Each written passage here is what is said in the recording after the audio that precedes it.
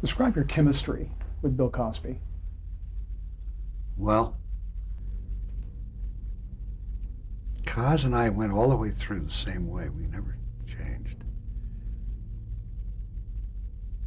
He trusted me totally with regard to story and all that that entails and all that that embodies, whether it's my writing or somebody else's writing.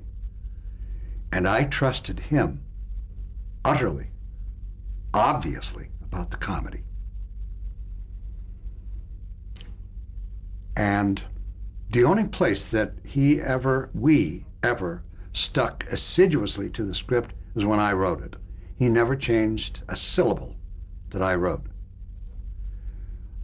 because he assumed, and he correctly, that I had eliminated all the missteps and that I wanted it to be written, spoken that way, that those were the words that would tell the story in the shortest possible span.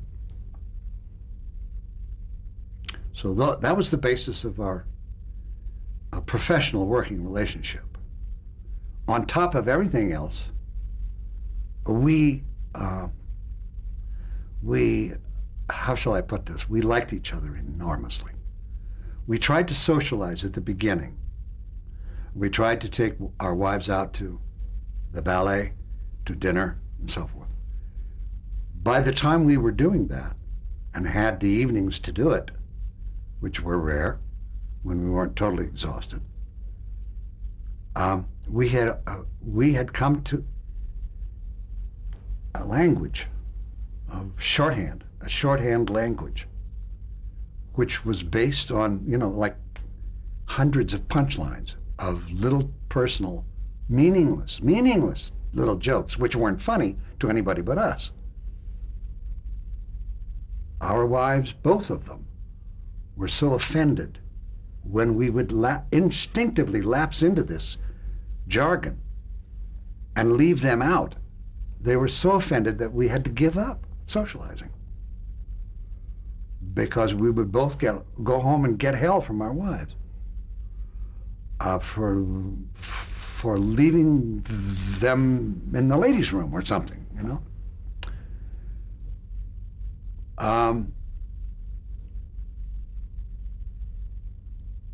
There's been an awful lot with regard to that chemistry, which was unique and never to be replicated. A lot have been written about about my teaching Bill how to act. First of all, Frank Silvera taught and coached Bill from the get-go, from the very beginning. There was another fellow whose name I can't recall, but Frank Silvera came in. Frank Silvera was a monumentally good actor and a teacher. He came in and sat on the side of the set and coached Bill. He taught Bill how to act, if anybody did, other than Bill Cosby. I never told him anything, ever, except for one thing.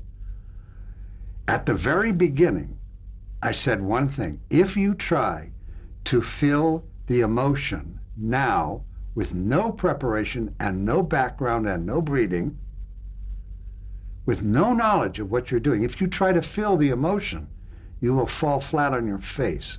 Don't bother. Think the thought. That's enough. Think the thought that the character is thinking at that moment, when you know perfectly well what that is, because it's right there in front of you. It's in the script.